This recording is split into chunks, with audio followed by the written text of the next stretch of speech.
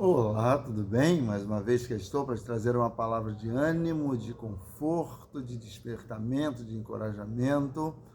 E eu sempre procuro trazer algumas analogias à baila, à tona, ao nosso convívio aqui de vídeos. E eu fico me lembrando de uma história que eu ouvi de uma certa mãe que pediu à sua filha, que por sinal era muito obediente, estudiosa, e ao final do dia pediu que ela lavasse as louças. E então a menina o fez e depois de exausta, bastante exaurida de um dia, foi dormir, foi para o quarto tomar um banho e dormir.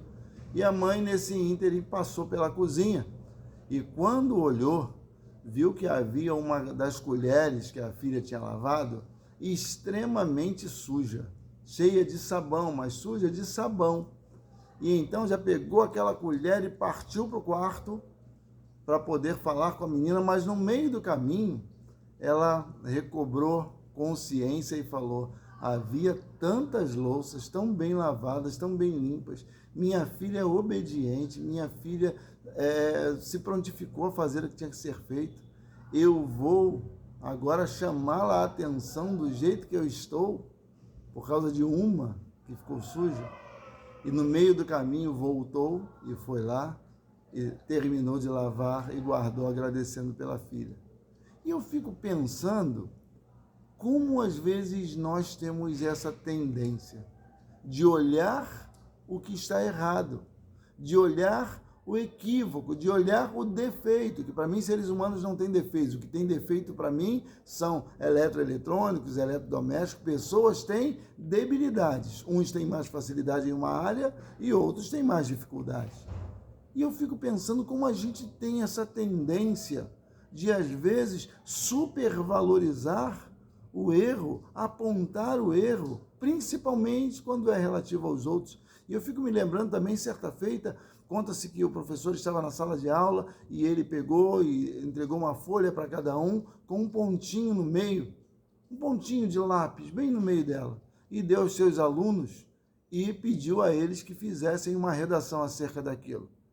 E o menino, tão logo ele entregou, menos de um minuto, o menino veio e entregou a ele, e estava escrito algo na do menino, ele leu, ficou quieto e foi recebendo as outras. E todas as outras, quando ele lia, falavam do pontinho preto. E ele, então, percebeu que aquele menino era diferente, porque o que estava escrito era o seguinte: eu vejo nessa folha muito espaço a ser usado.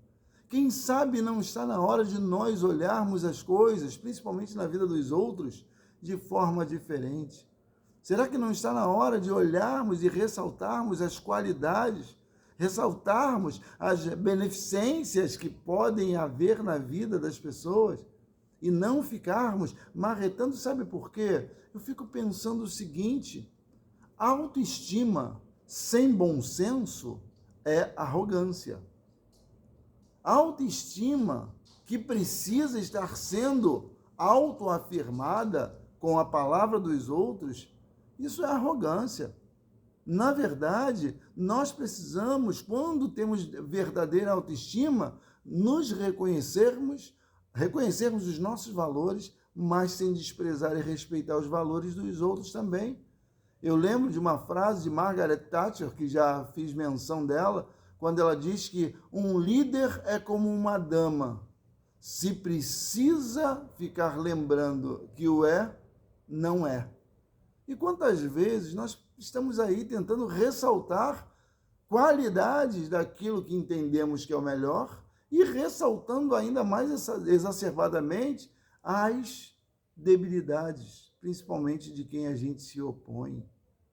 Creio que está na hora de nós pararmos para entendermos que somos seres humanos, sujeitos a debilidades, mas também sujeitos à benevolência, à benignidade para com os outros. Estendermos as mãos um pouco mais, estendermos o nosso coração, estendermos a nossa compreensão, a nossa alma. Já se vive tanta mazela, tanto problema, e a gente ainda vai causar mais ainda com atitudes controversas. E eu fico pensando nas redes sociais nos nossos dias. As palavras, as frases estão usadas, tais como Fica a dica, pronto, falei. Na verdade, isso é arrogância. Isso é querer impor na vida do outro aquilo que a gente entende como verdade. Porque, de fato, a autoestima verdadeira, ela nos coloca no nosso lugar de quem somos de fato e também nos faz enxergar quem o outro de fato é. Então, que nós prossigamos, olhando para os espaços a serem preenchidos, para as conquistas que os outros têm, não para as suas debilidades, falhas ou quedas que sejam.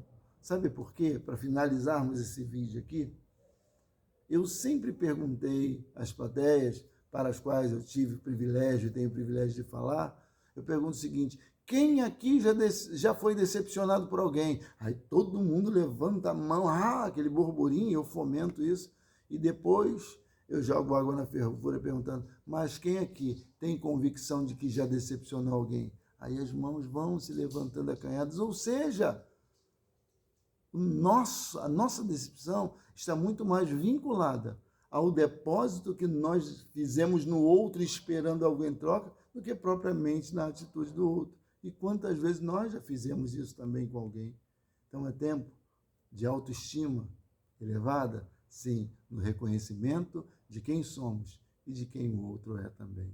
Dessa forma, certamente viveremos melhor. Vamos adiante? Um abração de tirar do chão. Deus te abençoe.